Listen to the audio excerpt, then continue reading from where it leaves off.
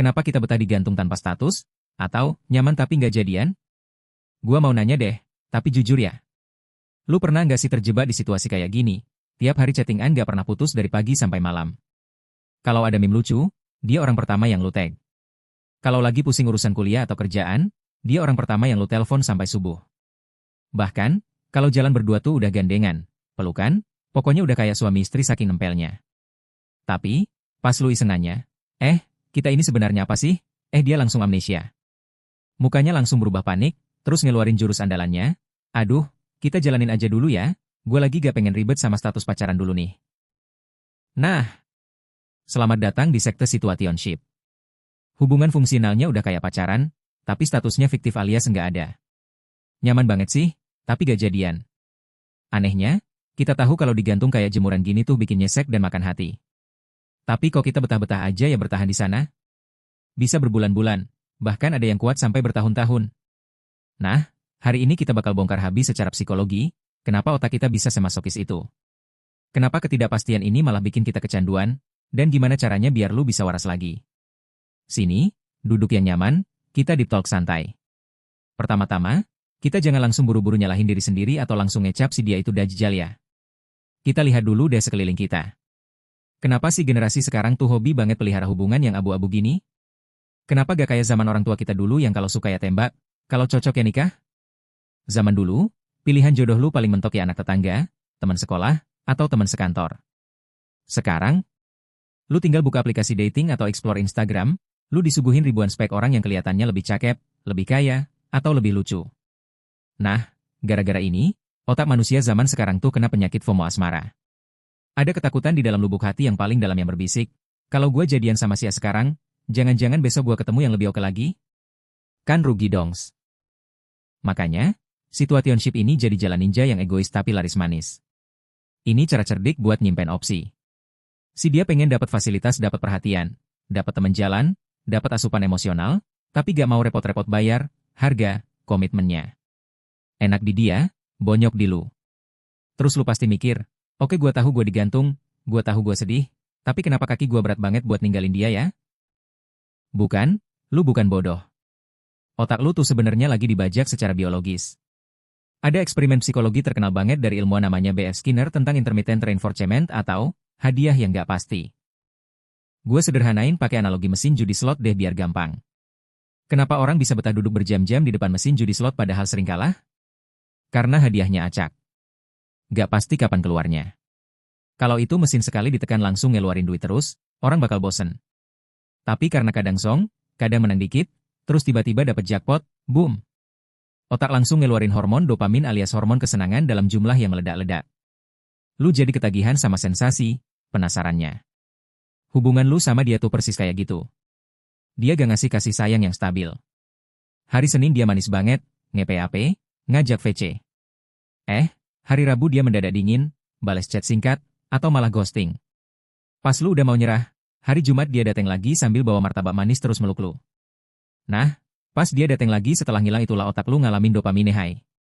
Lu langsung ngerasa seneng banget.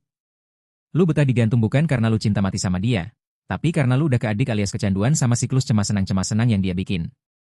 Lu tuh lagi sakau emosional, bro, SIS. Selain urusan zat kimia di otak, ada juga nih urusan luka masa lalu atau cara berpikir kita yang emang agak error. Kenapa orang lain digantung sebulan langsung sayonara, sedangkan lu kok bisa bertahan setahun?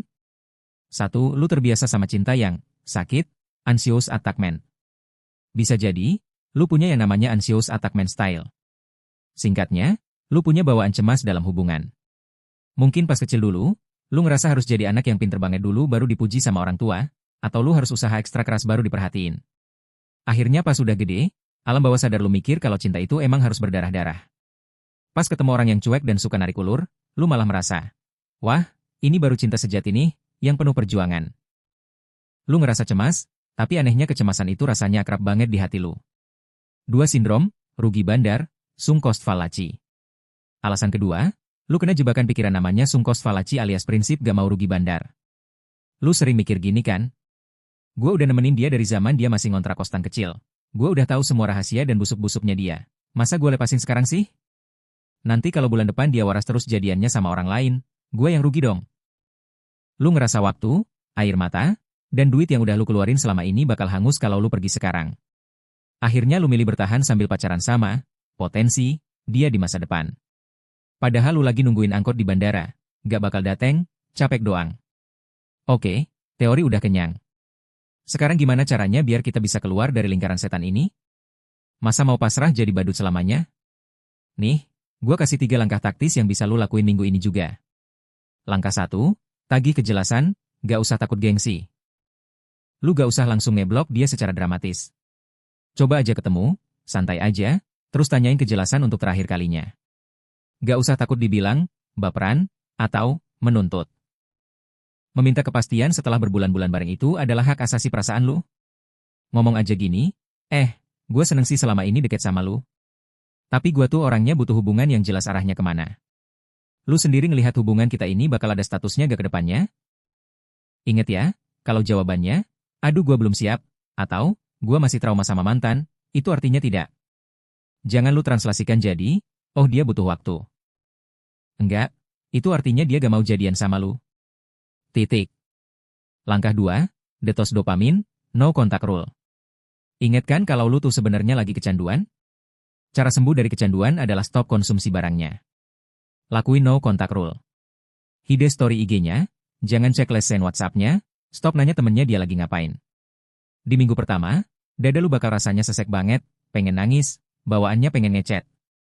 Gak apa-apa, itu normal, itu efek sakau. Tahan. Setelah lewat 21 hari, otak lu bakal reset sendiri dan lu bakal mulai bisa mikir pakai logika lagi. Langkah 3, naikin harga diri lu. Coba deh ngaca, lu tuh cakep, lu tuh keren, lu punya masa depan. Kenapa lu mau nampung orang yang cuma mau ngasih perhatian sisa-sisa doang? Komitmen itu bukan hadiah utama yang harus lu menangin setelah lu tersiksa berbulan-bulannya. Komitmen itu adalah standar paling dasar, the bar minimum, dari orang yang beneran sayang sama lu. Kalau bar minimumnya aja gak punya, ya buat apa dipertahanin? Teman-teman, digantung emang rasanya aman di awal, karena kita gak perlu takut ngademin yang namanya penolakan atau patah hati pas pacaran. Tapi lama-lama, ketidakpastian itu bakal ngerusak mental dan bikin lu ngerasa gak berharga.